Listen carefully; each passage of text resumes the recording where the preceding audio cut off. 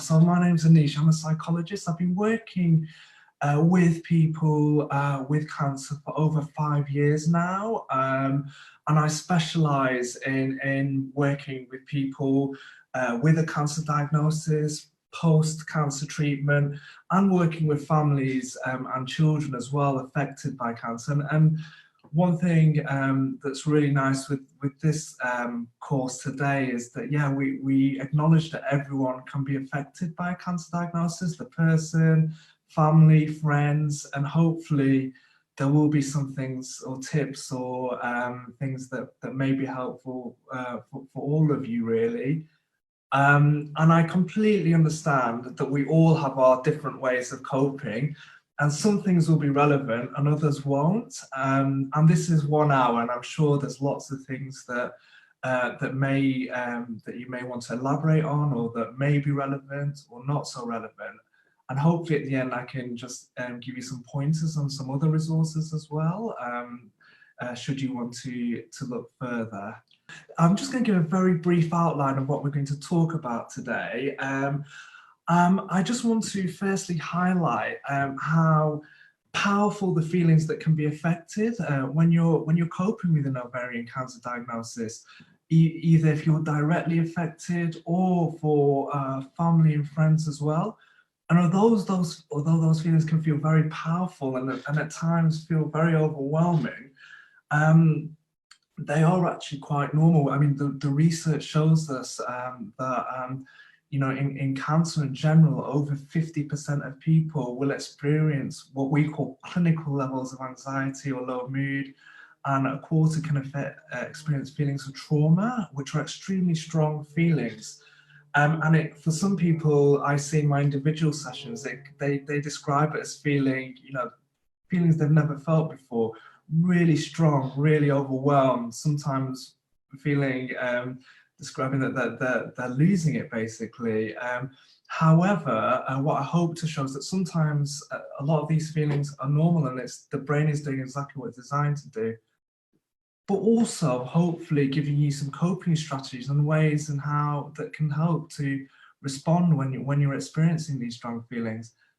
And like I said at the beginning, some of you may not, and it may be that it may not be relevant for you at this moment, but working on our emotional well-being can be helpful to all of us at some point as well. So hopefully there are some tips which can be helpful. The second, the third thing I'm going to talk about is our coping strategies. And then I'm going to move into how stress and worry can affect our communication with loved ones and friends, both if you're going through cancer treatment or post-cancer treatment, or if a loved one or friends is helping you through it or trying to support you through it. You know, like I said at the beginning, this diagnosis and treatment can affect everybody during treatment, after treatment, and so it's just trying to work out different ways and of how this worry can affect us and ways in which we can help with that, really, using some strategies and some pointers. Yeah, like I said, do feel free to ask me questions during the webinar. And I really do feel that self-care and helping to cope with our strong feelings of worry and stress and communication, they're really closely linked actually, and I hope to kind of outline that a little bit during this presentation. Okay, so I'm going to go next to what we call the three-circle model. So psychologists, we like to say there's three main emotional systems in the brain. The first one I'm going to talk about is the threat system, because I think this is really important, because the research shows us that during a diagnosis of ovarian cancer,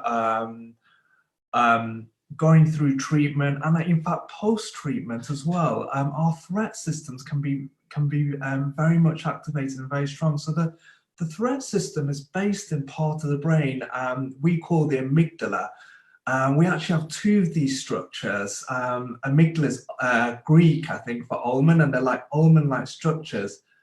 And basically, an extreme example could be if somebody rushed into my room now, waving a baseball bat, I'm either going to run away, the flight, I'm going to fight them, the fight, or I'm just going to stay still, the freeze. I won't have much choice on how I behave. What happens is the amygdala sends a signal to our adrenal glands above our kidneys. And also what it does is it kind of shuts down the medial prefrontal cortex. And this is the part of the brain which makes us who we are, where we problem solve, where we feel close to others, where we look for goal, all the things that kind of make us human, really, where we dream, imagine. And what the threat system does, or the amygdala does, is shuts that down because it wants us to act first and to think later. That is a very strong example. However, what we also know is that when you experience the shock of diagnosis, or when you're going through treatment and the side effects, the pain perhaps, or the fatigue, all these are the ingredients that can activate the threat system. Also, if we are, if we're experiencing uncertainty, and with ovarian cancer, like other cancers as well, or if our loved ones are experiencing it, when you're kind of thinking about how the treatment's going to go, or what's your life going to be like afterwards, is it going to be okay? Are you able to, is the treatment going to work? All these thoughts, which are very normal, they activate the threat focus system, the amygdala, as well as experiencing pain and fatigue, which can often be side effects of the treatment too. Our brain is trying to protect us. So what it does is it floods us with adrenaline, and then cortisol. Cortisol is a corticosteroid. It can affect our sleep. But also an important thing to note about the threat focus system, this red system here, is that it's designed to protect us. So it makes us feel very powerful feelings. So our heart rate can increase. We can have that sickly feeling in our stomach. Our muscles are tense. It's designed not to be very nice. And also we're more prone to very negative feeling or thoughts, and what we call all or nothing thoughts and feelings as well. So, nothing's going to be right. It's not going to, nothing's going to work. My life's not going to be safe. All these kind of thoughts, which can be very negative focused, can often be attributed to the threat system.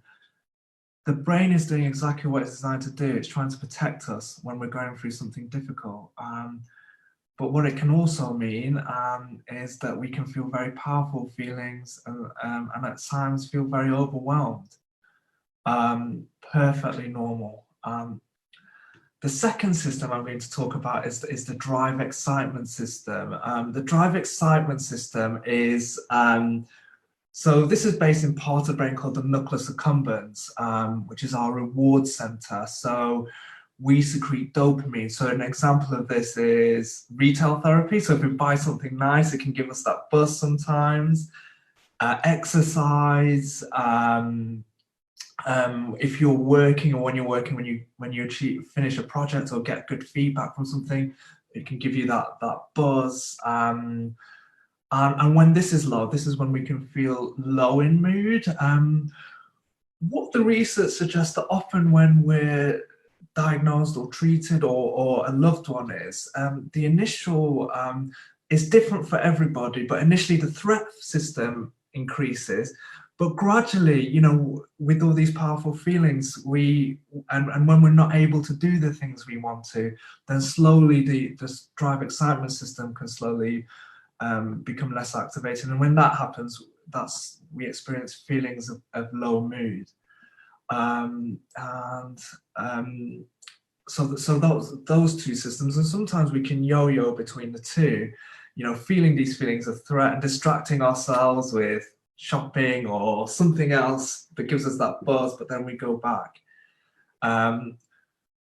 The third system, which I feel is key in the research, shows us that particularly with cancer diagnosis and treatment, and this is not just for those going through it, but also loved ones and friends as well, is the soothing contentment system. So the soothing and contentment system is very much based in the prefrontal cortex, the medial prefrontal cortex, the part of the brain which makes us human, which makes us who we are. So when we, I'm just trying to think of an example, a nice example, maybe not so relevant in the current climate, but when we were able to go on holiday, for example. So imagine if you've been on a holiday and you're just lying on the beach, the sun's warming your skin, you can hear the waves lapping against the shoreline. You've got a nice cool drink next to you. It's quiet, it's peaceful. Your body feels heavy. Your muscles feel relaxed. You're kind of more in a being mode rather than a doing mode. You haven't got many thoughts. And what happens is that the brain is releasing endorphins and oxytocin, the hormones that help us feel safe, calm, rested. Other examples can be if any of you have a pet dog or cat, when you're stroking that, the cat, for example, is purring on your lap and you just feel quite content and safe. Or feeling close to loved ones, cuddles with loved ones, going for a nice walk in nature. All these are examples of activating the soothing contentment system. The research shows us or suggests to us very strongly that one of the quickest ways of reducing the threat system is activating the soothing contentment system. And the soothing contentment system involves compassion as well, compassion to ourselves and others. And I'll talk a bit more detail on that in a little while. But when you're feeling stressed or worried or anxious, and particularly cancer treatment, for you or a loved one, you can't always think your way out of it as much as you'd like to. There are some uncertainties. You have to wait. You don't know how you're going to react to the treatment. And also you may have noticed, particularly if you're a loved one who's waiting for results, that classic term, anxiety, the threat system can be very strong, and no matter how much you try and reassure yourself or others try and reassure you, it's very difficult to get it down. That's not your fault. That's the way the brain is designed. But what we do say is, rather than trying to think your way out of it, try and target the physical. So the threat system is part of the autonomic nervous system. The autonomic nervous system is split into two parts, the sympathetic and the parasympathetic. The threat system is the sympathetic, the soothing contentment system is the parasympathetic. So when we, for example, as a psychologist, when I see people very anxious and worried, often they're not in a space to talk about it in much detail. So sometimes it's about doing strategies which focus on the physical. Breathing exercises, they don't work for everybody. For some people, they're very helpful.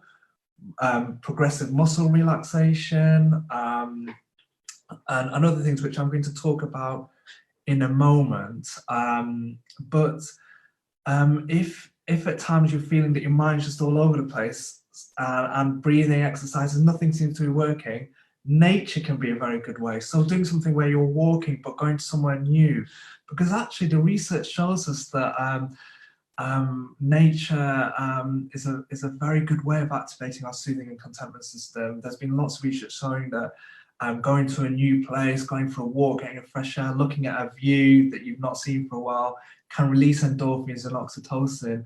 And whilst it might feel like, well, why am I doing this? Well, I'm going for a walk and I've got all these things to worry about.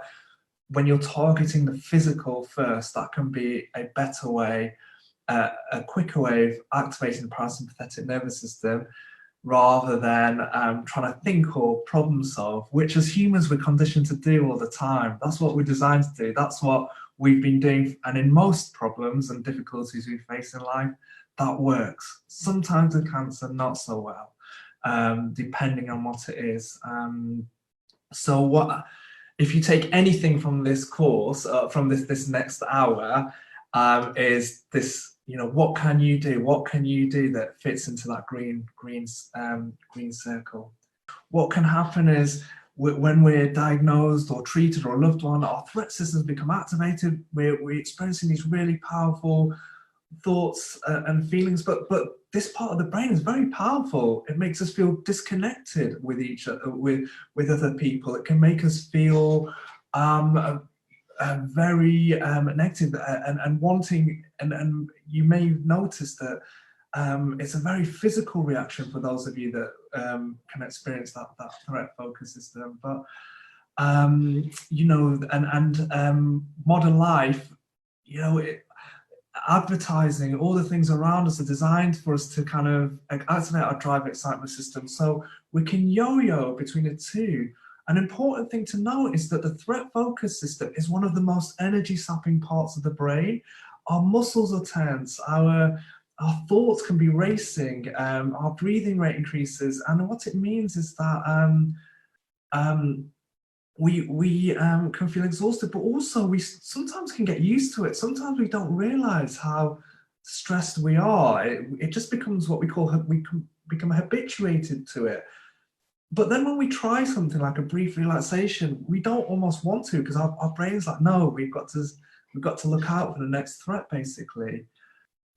Yeah, and I mean, I've just had on the group Zoom chat, a really important point is that that sometimes the threat system can be so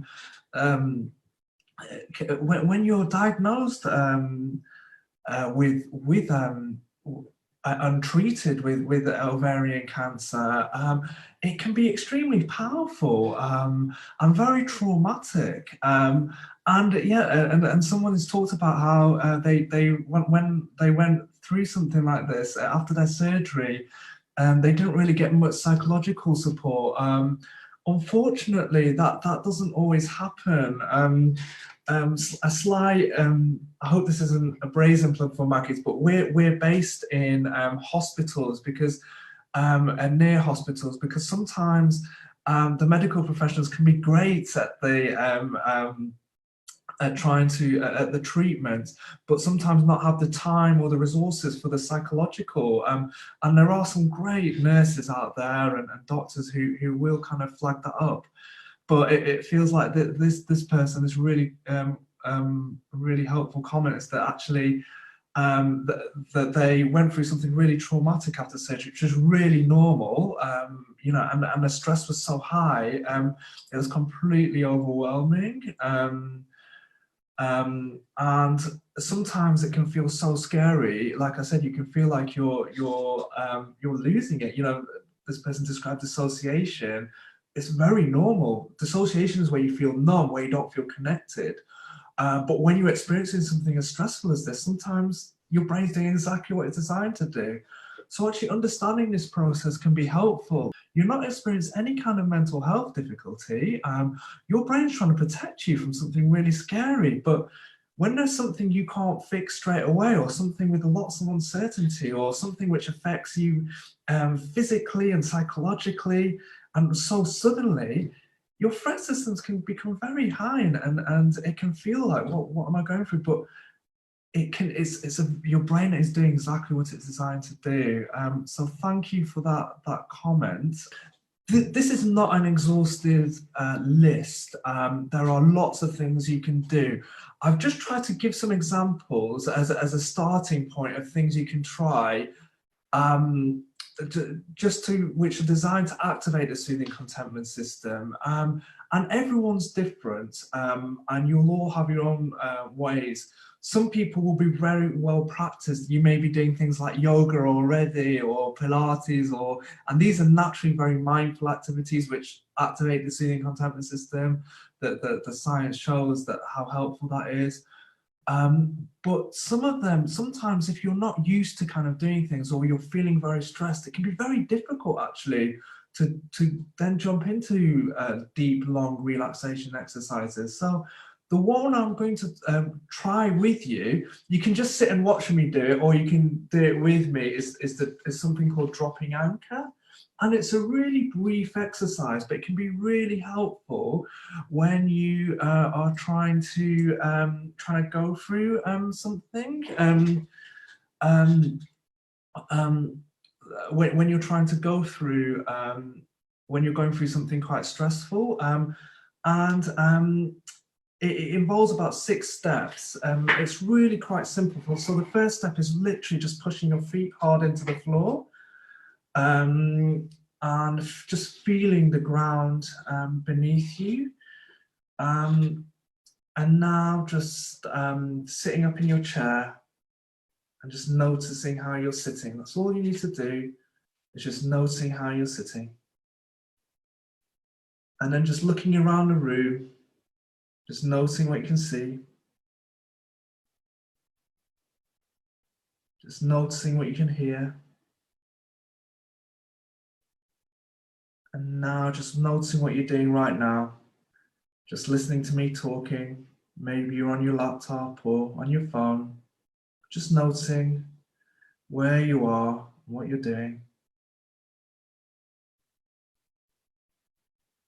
And now just taking a few deep breaths. And what I want you to do is just see if you can breathe down into your feet. Just keeping your feet firmly pressed into the floor.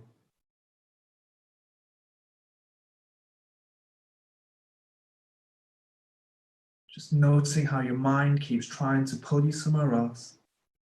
And just see if you can stay present. Just noticing the room around you. Just noticing what we're doing here, right now. So, very brief exercise can be a very good way of stepping out of what we call autopilot. When we're going through something really stressful, anxiety-provoking, difficult, if it's surgery, if a loved one's going through surgery, with the great example there, or waiting for results, or finishing treatment and feeling out of sorts,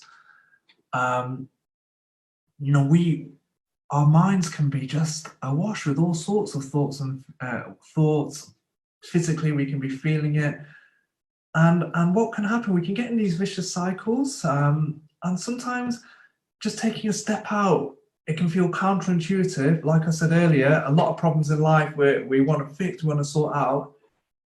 But with cancer treatment, for you or a loved one, sometimes a good first step is just stepping out for a moment and dropping anchors, literally just dropping that anchor, just being here and now. I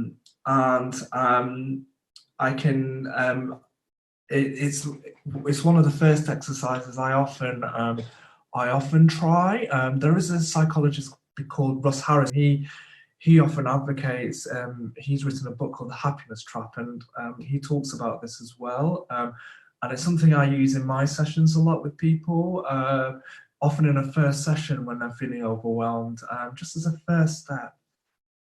The next recommendation could be breathing exercises.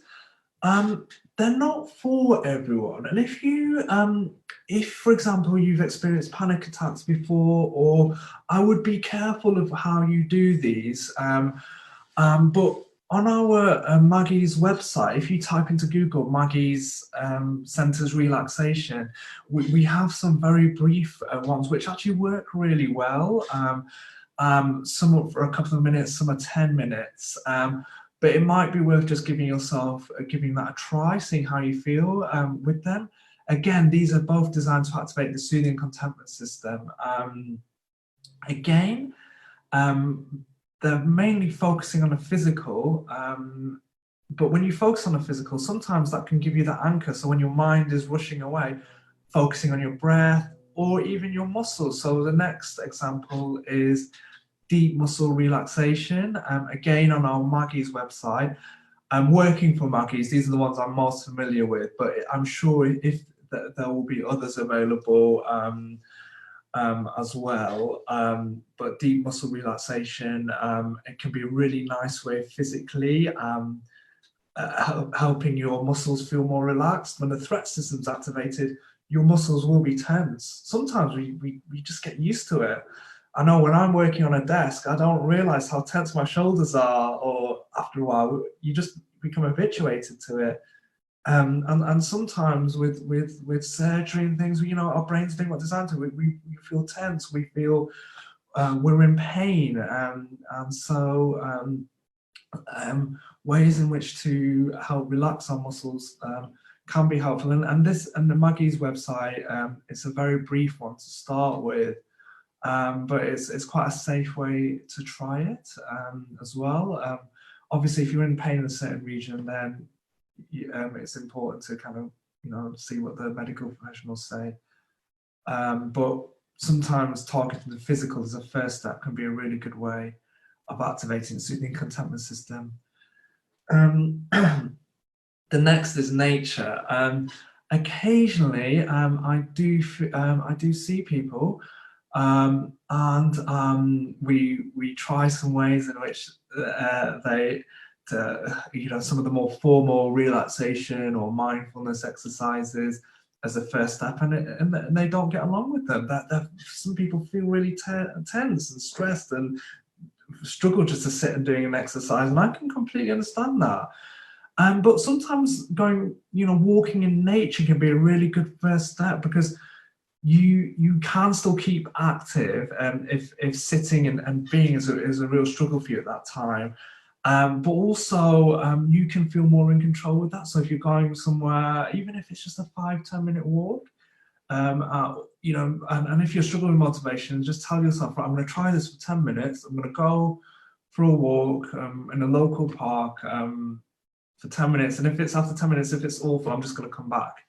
But just see what happens. And sometimes when you go for that walk, be aware of the breeze on your face. You can have a look at how the trees are swaying in the wind, or the colors of the leaves as they change as it's autumn. Those kind of things. That's all. That can all activate the soothing contentment system. And it's all actually mindfulness activities, which I'm going to talk about now. Mindfulness has been a bit of a buzzword, and it isn't for everybody.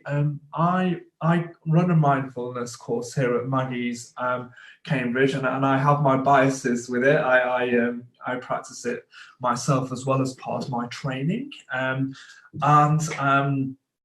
for some people there's real benefits. You know, for those of you that don't know, mindfulness is a non-judgmental, present moment awareness of the here and now. And research has shown that for those going through cancer treatment, and a lot of the research focuses on people post-cancer treatment as well, that it can be very helpful in reducing feelings of anxiety, worry, and low mood. I know it's not for everybody, but any activity can be mindful if you're in the here and now. It doesn't have to be sitting doing long meditations. Like I said earlier, walking in nature, being looking at the leaves, the way they turn, looking at the how the wind blows the trees. All these are mindful activities. You're in the here and now, focusing on something. And when your mind wanders about worries, just bring it back to what's around you. And also key is part of this, I feel, is self-compassion. The soothing and contentment system is activated when we're kind to ourselves, when we receive compassion, when we give compassion to others as well as ourselves. By undertaking any of these examples, these are examples of self-compassion. We as humans, we're really good at helping others. We're very good at being compassionate to others, not so at ourselves.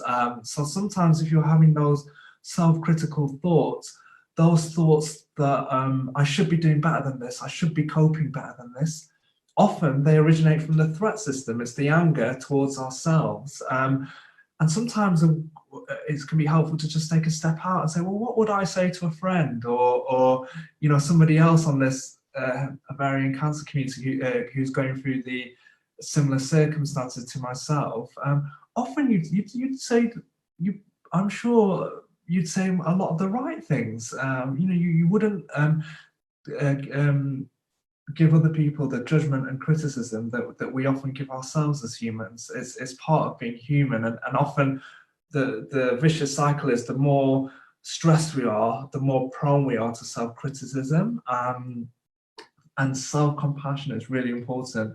And that doesn't have to take the form of looking at your thoughts or feelings. It can be, well, what is important for me right now? I know it's a cliche, but if that lying on the sofa, doing a jigsaw, having a cup of tea or something will relax you more than doing another task, then actually if you're a loved one that's gone through cancer treatment, ovarian cancer, more than likely you deserve that. And that can be the form of self-compassion, doing that, putting yourself first. The activities may help with your emotional well-being. I would strongly suggest that actually that's really therapeutic. You may have those thoughts that I'm being self-indulgent or whatever. Often they originate from the threat system, but in order to activate your soothing contemplative systems, it's really important to put yourselves first. And yeah, another take-home message: self-compassion. If you take anything from this, that's another take-home message I'd really strongly advocate. Communication with a loved one, if you're going through cancer treatment or if a loved one's going through it, can be very difficult. We often hope that when we go through something difficult, that we are going to come together as a family or with friends, but actually, because of the reasons I've described earlier in terms of the threat system, sometimes it can be the other way. And another cliche, but often we can take out our angers and frustrations at the people that are closest to us. An ovarian cancer diagnosis lands on everybody: the person, the family, and everyone can be affected. When in the early days of a diagnosis, you may be in a state of shock, or a loved one may be in a state of shock, numbness, disbelief. And often what we know, the research showed us that when you're diagnosed with something like cancer, our brains are a lot of the time designed to almost shut that out. Denial is actually seen as very negative, but it's a very normal kind of phenomenon, as long as alongside dissociation that has been described as well. Numbness, disbelief, these are all normal. And sometimes denial is a common and valuable short-term method of dealing with very threatening or overwhelming news. When you first hear it, it can slow down the shock of bad news, allowing it to be absorbed without getting completely overwhelmed by it. It's only when denial is prolonged that we feel it can be a problem over weeks or months later. And when people are coping with either numbness, shock, not wanting to talk about it, that's when communication breakdowns can occur between couples. So it's very much, if you work on your emotional well-being and reduce the threat system, automatically that will make hopefully that make facilitated communication that little bit easier. Because when we're stressed, when we're shocked, when we're having to process all these feelings, it's very difficult to communicate the way we would like to or need to sometimes. So I've tried to split this slide up into two parts. One, on the left-hand side, if you're going through cancer, and for partners, families and friends. I'll just read them out. So if you have cancer, only you can really know the experience for yourself. And at times when you're struggling to keep your own head above water, it can be really difficult to tolerate clumsy or unthinking gestures from other people, however well-meaning. I hear this a lot, and I can completely understand it. Those stock phrases people may say, or clumsy. And sometimes it may feel that everything anyone says is wrong or unhelpful. You may have times like that. That is normal to feel like that sometimes, often associated again with that threat system activation. And sometimes you may know that you want support from others, but you may feel unable to receive this. And at other times it can feel that other people can just feel too much to cope with. but at the same time, you might feel very alone. I'm just trying to think of examples in my individual sessions with people. Sometimes, you know, it may be that somebody says, "Oh, let me know if there's anything I can do," where you know you want help, but you don't have the capacity to think, well, what is that help and how can you do it? You know, you may not be in that space. Completely normal. For partners, families, and friends, as well as having to cope with what the diagnosis may mean to you, you may be in the role of supporting a loved one through their cancer treatment, and it can be hard to know what their needs are and how you can help them. And this can be made more confusing and difficult by your own emotional reactions. You know, we want to help people sometimes. We want to, but when we're stressed, we might be angry towards others. We might be shorter than we'd like to be. And sometimes it can feel that whatever you say, you may never get it right.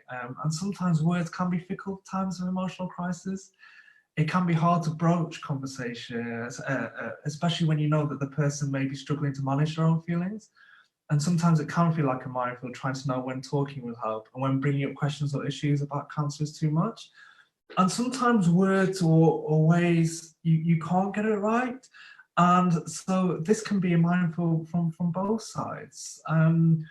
And these are the communication difficulties we often see. You know, you don't know what to say, or don't know, you don't want to talk about it. You're unsure of your partner's wants or needs and don't know how to ask, or you don't want to do or say anything that might be more upsetting. Or you don't know how to deal with your own emotions, and there may be no one available to speak to, or you're not used to having to ask for help. You know, it's really difficult if you've been, you know, through life, things have been, you know, sometimes independence is part of some people's identity, so that's really difficult to say, hang on, I need help here. And sometimes, you know, we all have our own styles of communication, and they will change depending on our emotional state and our circumstances. Sometimes you can, you know, you might be having to manage your own reactions to the diagnosis, but also others. So, you know, well-worn phrases like people encouraging you, you know, by saying, "Oh, be positive, you know, it'll be okay. You don't need to dwell on it. You'll be okay." At times, you know, that person may be trying to help, but that can just feel overwhelming or very frustrating, can activate your threat system because you may not feel understood. And sometimes, you know, you want to, and other times people may say, you know, well-worn phrases, "Oh, you're looking great. You just need to keep positive." And sometimes that can be really nice to hear. Others, not so nice. And it can be hard, especially with friends, to hear that, or when you feel that people aren't understanding. Often it's because they're not really sure how to cope with, they just don't know what to say.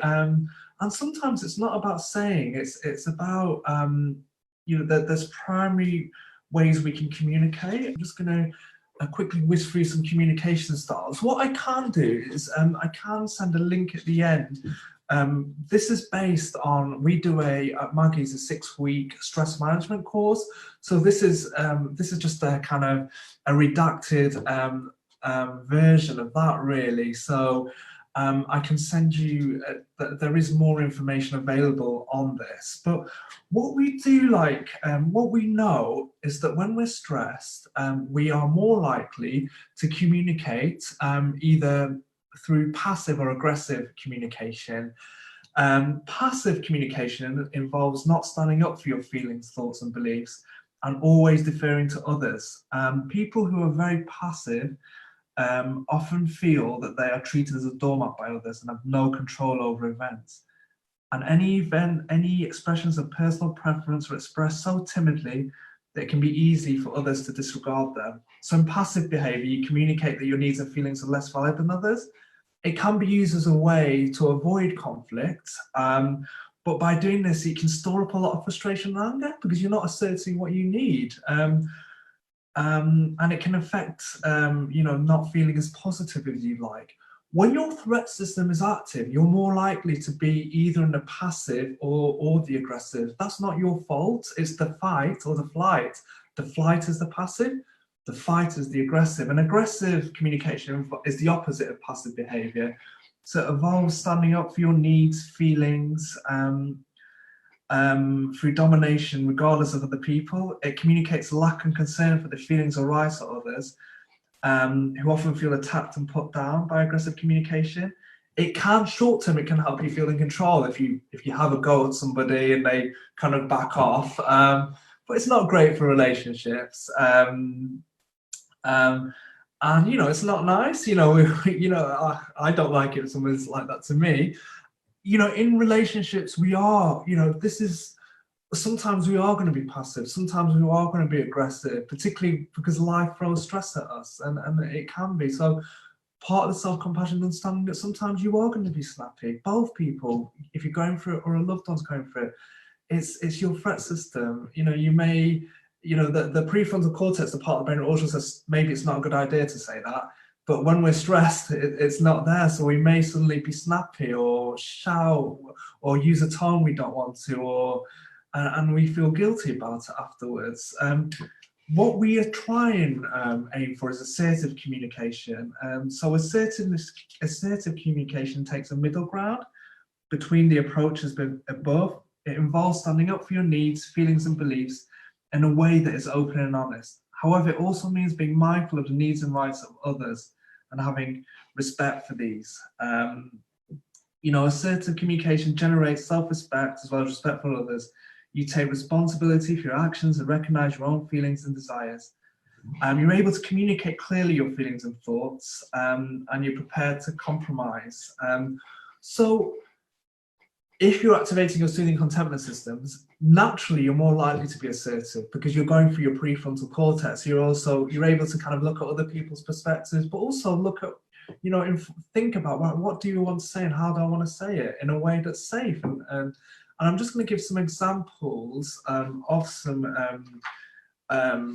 assertive communication. So this slide just talks about what I've said already, basically, which is the first step is knowing how you feel, and just getting an idea of, and using ways to help reduce your feelings of stress. So focus on your emotional well-being will always help facilitate assertiveness communication. It'll be a lot more difficult to be assertive when you're really struggling.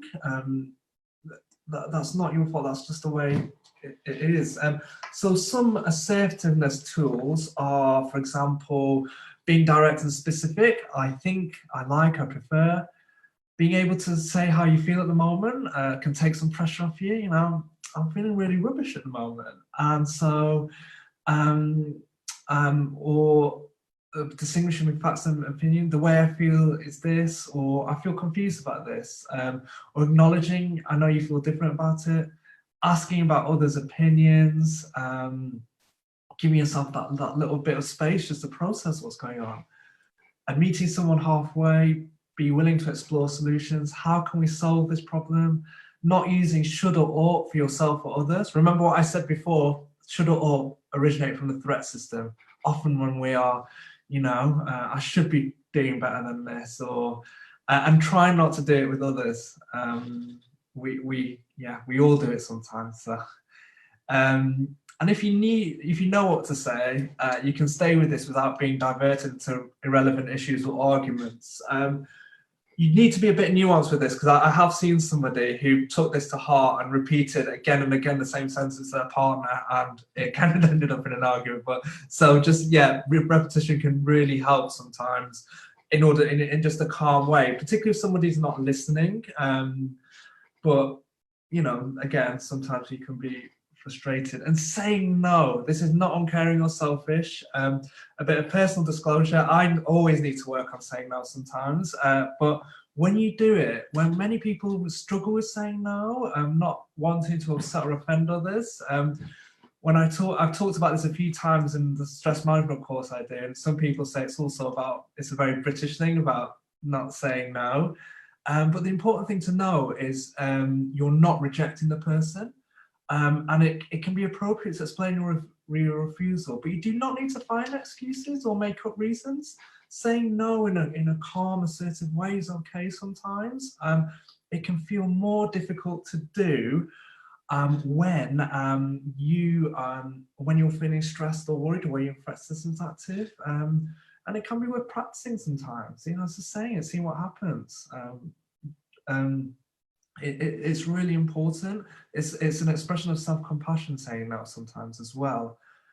And within all of this, what is really important when communicating with each other, loved ones, is empathy. When our prefrontal cortex are shut down, it can be much more difficult to empathize with other people. And sometimes we can just use stock phrases. So, and there is a difference between empathy and sympathy. And yeah, I think I'm just about finishing time. Sorry, I had to rush towards the end. But thank you so much for listening to me. I will, and it's been such a pleasure to be able to, to give something back to Target Ovarian Cancer. I know, like I said at the beginning, the first hand from our visitors, the great work which you do, and I would just like to say that if you are, Maggie's, as a charity, we are doing online work as well at the moment, and you can visit our centres if you haven't heard of us. We are often, you can just go onto our Google, on our website, just type Maggie Centres to look at your nearest one if you're interested, or if you're interested in any kind of stress management, mindfulness, or any kind of psychological support. That's what we're here for. But thank you so much.